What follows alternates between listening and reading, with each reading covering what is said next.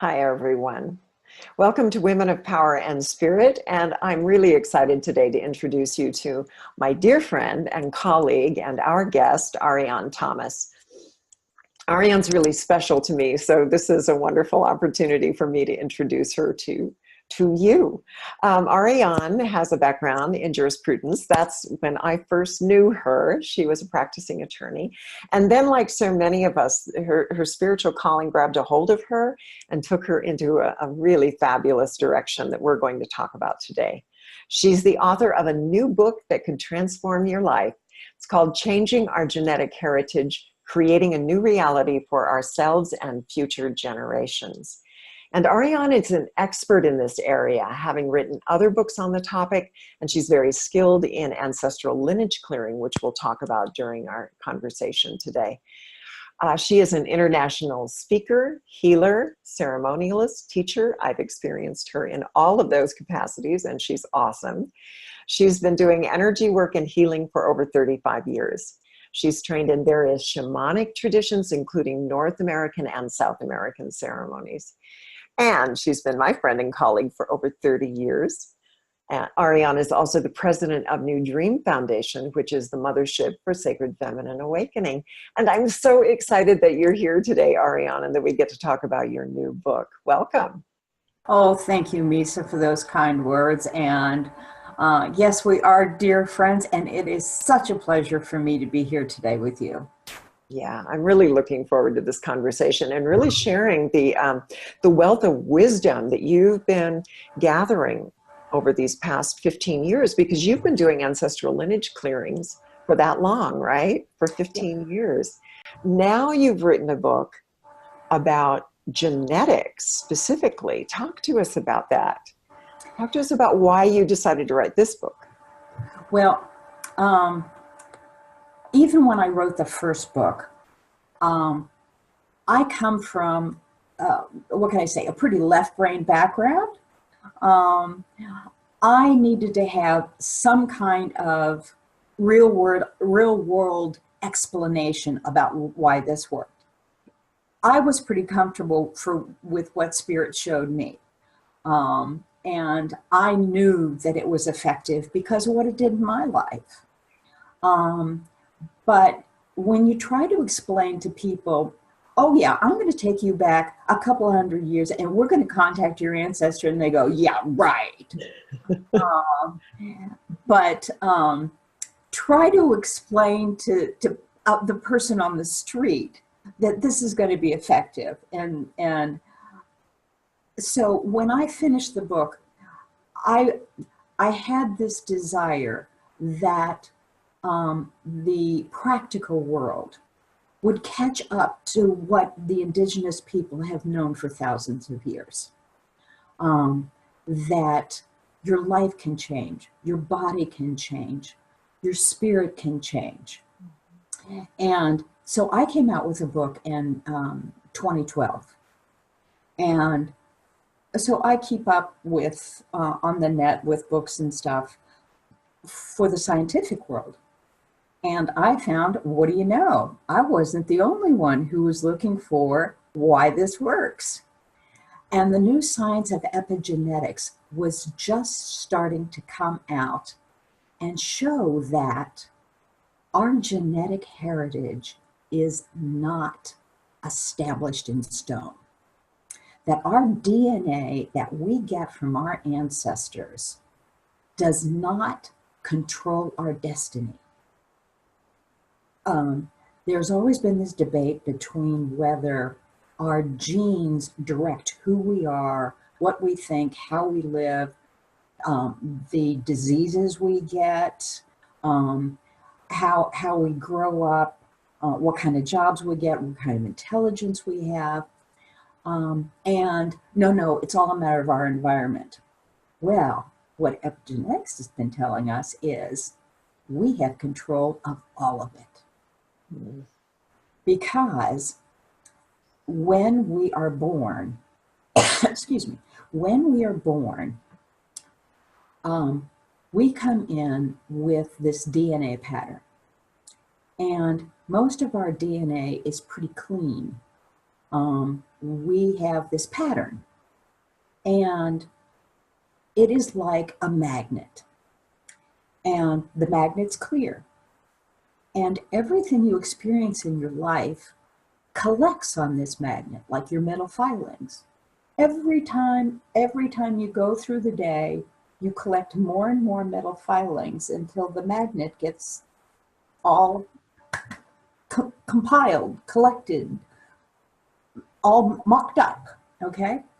That means everything you breathe, everything you eat, everything you experience, all of your emotions, all of your intelligence, your education, whether you come from a good home, a bad home, an indifferent home, whether you live in a polluted area, whether you have good food, whether you have bad food, whether you have no food, this all gets collected in our bodies because basically our bodies are chemical factories, and in our cells we process this all in our cells, and it all collects on our DNA. And what epigenetics says is that this coats our DNA, and what it does is it triggers which one of our DNA factors gets expressed and which ones don't get expressed.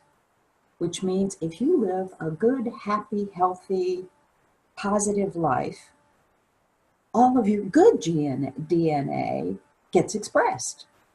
And you're healthy, you're happy, you're intelligent, you're grand.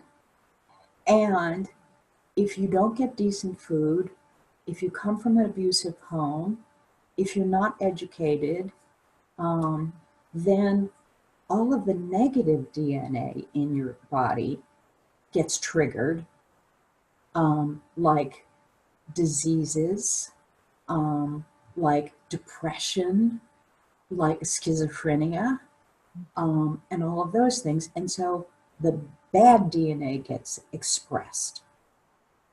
And so we have control over which DNA gets triggered in our body. Now, the good news is we can change that at any point in time. Okay? So I've got a question for you because I was doing some homework and reading a little bit about this before we met. And somebody brought up an interesting point of view and said, you can't think yourself Right. into changing your genetics. Right. How would you respond to that? You're right, you can't. Because if you're sitting in a mud pile in any third world country in the world, and you have no food and you're starving and you have no support and there's no one around who loves you, and you keep thinking, oh, I'm happy, everything's wonderful, and I'm healthy and I'm grand, you can only get so far. Okay? You can only get so far. Because there are other things that have to accompany that. You have to support your body physically, as well as mentally and emotionally. You cannot breathe toxic air and think that your body's not going to be affected by that. So you have to take everything in your body into account. But thinking happy thoughts helps. Okay, it's one component because you have numerous components. Like one of the things that happy thoughts help is scientific studies and research have shown that memories pass through your genes. There have been studies of Holocaust survivors whose children have been affected by their experience. So memories do pass through your genes, but they can be shifted. They can be shifted by dealing with the cortisol effects. And one of the things that shifts them is meditation. Mm. Mm. Multiple studies over the years have shown that mindfulness and meditation on a regular basis can repair negative, damaged DNA. Wow. Yes. And So, I've been meditating for 35 years, and I have found that the holding meditation that we do in Sacred Feminine, on the Sacred Feminine path, is the most powerful meditation that I have ever experienced. why? Okay, let me ask the really tough question. Right. Because it's really being reborn, right? After 100, 150 years of not being available to us, and now this feminine-based meditation is here. Right. Why do you think it's so doggone powerful? Because I hear this a lot. People actually have physical transformation, emotional transformation, lifetimes of problems gone. Why? What makes this so doggone powerful? Because I think it gets down to the truth of your soul. It eliminates the superimposed beliefs of our culture, of our family, and of our lives. What gets in the way of being in the present is the overlay of false beliefs that have nothing to do with our connection to the divine. And when we go into meditation, we reach the truths of our soul. Yeah. Meditation connects us to the deep underlying truths of our soul. That's what shifts our vibration. That's what shifts our connection to the divine. When we can get into that stillness, we know that truth, and our connection at the cellular level eases out.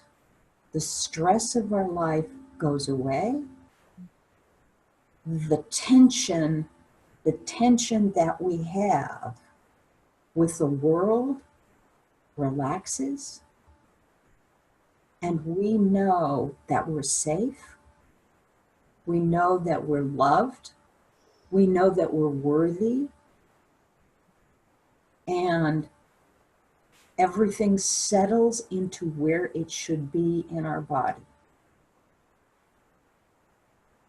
Yeah, I think you really just zeroed right in there. That sense of being loved and feeling worthy really unravels all of the messages that we've accumulated. It's like taking all those little fragments off the magnet, isn't it? Right. It's like wiping them off, that those were just thoughts, beliefs, experiences, Right. but they don't compromise who you are. And I think certainly for us as women, that recognizing that we experience the pain of our ancestors through our emotions. Yes. Through our emotional body, which translates into physical experiences. Right. So when you're being present to that history of emotion, that her story of emotion, you're transforming it through the love and compassion that you're experiencing. It is profound. It is. In that regard. So when you're doing an ancestral lineage clearing, that there is an aspect of holding for sure, but it's different. It's different. So would you talk about what's happening, how you're, where you're going, what you're transforming, right? And how that changes your life? Yes, because when we do the ancestral lineage clearing, it is like a meditation. What it is a shamanic journey. And when we go into the past, we take the negative, we go and find the negative energy that generated whatever issue we're looking for. And what we do is we shift that negative energy in the past where it was created, and we create positive energy then. Okay? We create positive energy in the past. And what that does is that has a domino effect that follows through the subsequent generations into the present. And then we bring that energy into the present, into the client's life. And we set that positive energy into this lifetime. And we don't stop there, because if that was all it was, it wouldn't stick, okay? It wouldn't stick very long. And so I give the client exercises to do for 30 days so that that positive energy stays, so that it settles into their physical body, so it settles into their cells, so it settles into their cellular being. And then when it settles into their cells, then it reverberates into their children, into their siblings, into their grandchildren, into their genetics. So it actually changes the genetics from there forward. And we've started the domino effect in the past, and this continues it into the present and into future generations. Yeah. Yeah, it's so, so powerful to make that transformation. And the journey is important. Yes. Because you are going into deep trance state. Yeah, the journey's critical, because what you are doing is you're finding the essence. You're finding the essence of the energy, and you're transforming that core or that seed that began the essential issue that started the pattern. And so what you're doing is you're unweaving the pattern so that it no longer exists in the DNA. Right. Now, how would you know that it might be a good idea to do that kind of clearing, to really go in and shift your genetic heritage?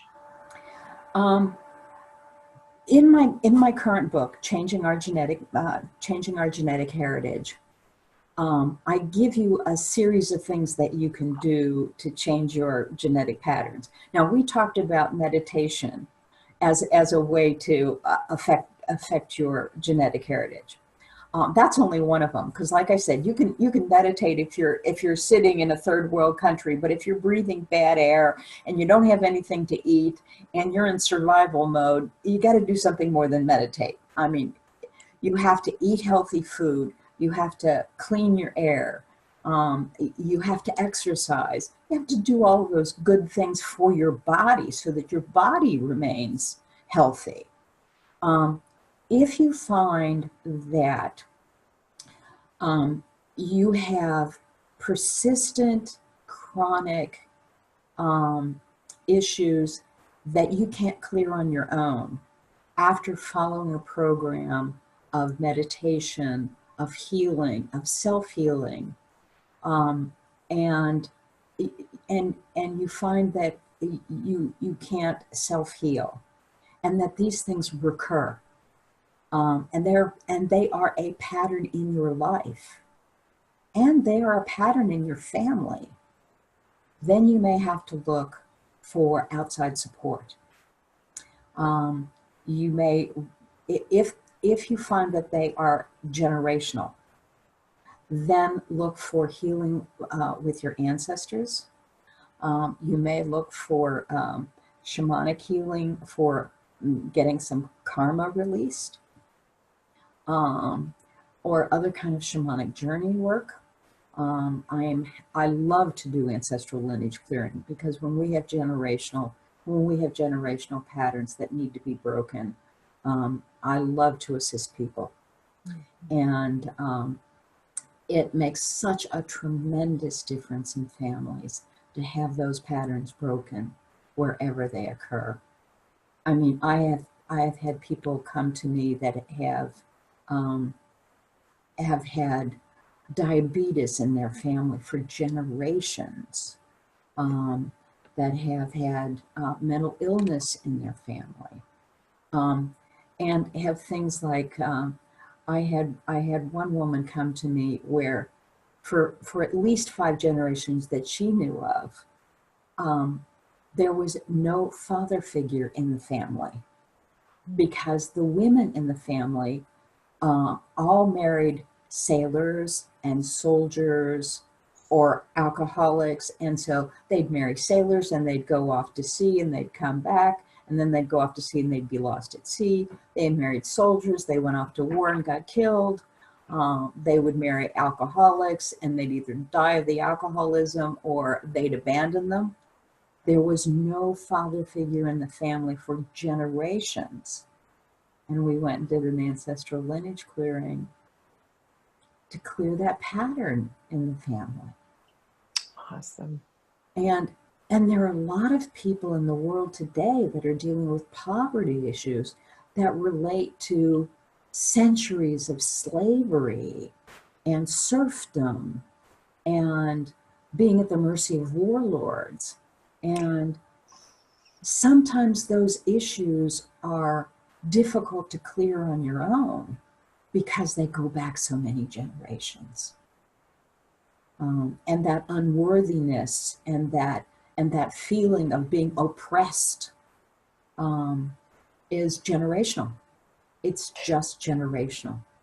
Yeah, and when it's been in that long, it's really just a loop that plays inside you, and it's kind of hard to break it on your own, because about the time you think you've shifted it, it'll come back in some new form, right? So that's where having help can help you see that it is a pattern. It's not you. Right. It's a pattern that wants to shift. So give me a story or two about some changes that you've seen in people that you've worked with where they actually did break the pattern and saw those results in their lives. Right. Well, there was one woman who came to me because she always had a problem with her blood sugar level. And she was seeing the same difficulty in her child. And her child would be fine on her diet, and then she'd just go blow her diet and get crazy and act, out of control. And she'd go to school and of course there's candy and cookies and stuff, and it's really hard for a pre-adolescent to deal with that kind of stuff.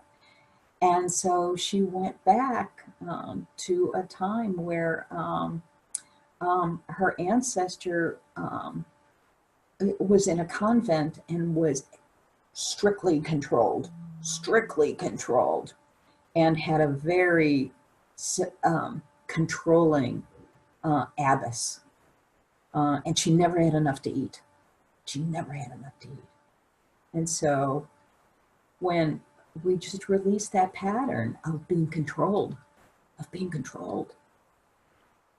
then she just let go. And her diet was no longer a problem. And her child just calmed right down. Nice. Just calmed right down. Yeah, I got an email from her like about 6 weeks later, and she said, she's doing fine. She's just doing fine. So the cravings and all of the behavioral expressions of too much sugar in her system started to disappear because she wasn't fighting against the control. Yeah, I got it. Yeah, exactly. Oh my God, that is awesome. That's a really big deal, health-wise and emotionally, to really feel like, for lack of a better word, that you are in control of your life, right? That this thing behind you isn't pushing you and driving you all the time, but you. Yeah. And one of my favorite stories is I don't generally work with parents who want to fix their children, because generally you fix you and you fix your children.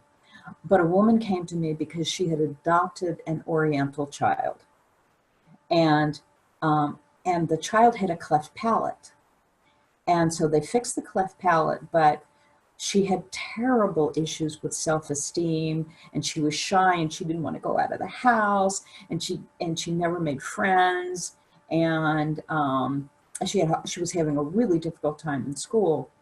And it's like, okay, yeah, she needs some help. And so we did an ancestral lineage clearing for the child. And it turned out that 2,000 years ago, the child was the matriarch of a family in China, and her job was to cull any child that was born that was not perfect, because she was of the emperor's family, and only perfect children were to be allowed to live. And she had to inspect all of the new babies, and if they weren't perfect, she condemned them to die. And they were to be taken out and killed. And that was her job. And if she didn't do it, she was to be killed. And she had to live her life like that. And so she was born into this lifetime with a cleft palate, and she was left on the doorstep of an orphanage in China, because number one, she was a girl, and number two, she wasn't perfect. And so she came into this life as a defective child who wasn't going to live. And so she carried that burden with her. And so we shifted the energy so that that woman did not become that person. She became the noble woman who took all of the unwanted children and rescued them and escaped with them out of the country and raised all of the unwanted children. So you really rewrote the script of the history. Yes. So that now she had a whole new role, which was caretaking the unwanted children, which would set up a predisposition inside of her. Yes. To caretake. Yes. This child. Wow. How did that change things for her? What did you see? The mother said she just blossomed. She was outgoing. She wanted to go outside and play in the yard and play in the street with her sister. She became artistic. She started making drawings and stuff. She still didn't make friends easily because, she was different from the other children, but she was talking in class. She was responding to the teacher. She did better in school. And her mother was just delighted. She said, she's such a happy child now. Oh, that's awesome. That is so awesome. Doesn't it feel good? It does. It's grand. It's just grand. I love doing this work. Yeah, I can tell. Oh my gosh, that is so awesome. Well, Ariann, if somebody wanted to have a session with you, where would they go? They go to ancestrallineageclearing.com. And I do ancestral lineage clearings. I also do shamanic work, like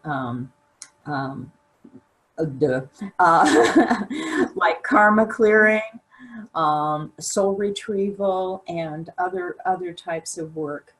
But in my new book, there are exercises that people can do to clean toxic air from your home. I recommend eating organic food, exercising, doing all of those things that you can do on your own to clear things. Like, you can make changes to clear diabetes, to clear Alzheimer's, to clear all of those things that trigger negative DNA in your system. We have control over our destiny. We have control over our lives. And that's the message of the book. Yeah, and I love that. I mean, we really do need to change our environments Hmm. frequently. We have control over that in a way that our ancestors may not have. Right. And I think taking advantage of that is a tribute to their lives and a tribute to future generations. And it's an honoring of the divinity within ourselves, Yes. not to just tough it out because, well, I was born here, or tough it out because this is where my job is, but Mhm. for whatever reason we're using, but to say, listen, my body, my health, my well-being are that important that change is appropriate so that my environment supports me as an individual. And I know that personally because, as you know, we just made a major move across the country to make that happen. So I Mhm. think it's lovely that you address that in the book, that there are things that we can do to shift our own environment. Mhm. And certainly to start shifting the way that we're thinking about ourselves, right? I saw that in your book. It was really great. It's like, here's some new ways to look at yourself where you do have control, and then get help when you need help. So that's awesome. Lots of tips for people. I found that as well, and I loved it. And I've got a few of them that I'll be trying out. So I guess the best way, folks, for you to get a copy of the book, and let's get the name of the book here again, it's Changing Our Genetic Heritage, Creating a New Reality for Ourselves and Future Generations. And you can get the link to that book below the video. So click on it, go get your copy, start looking at what you can do in your own life right now to start changing your genetic heritage. And then be sure to check out Ariann's website as well for more resources. And Ariann, is there anything that you'd like to say in closing? Yes. Also, know that not only do you change your genetic heritage for yourself, but when you change it for yourself, you change it for your children, for your grandchildren, and for future generations. It not only impacts you, it impacts the world. It's so true. It's even if we don't have children, Hmm. we're adding to the collective consciousness Yes. that we all get to draw from. So it counts, it matters. And I just love that you're giving us some tools to work with, Ariann. It's awesome.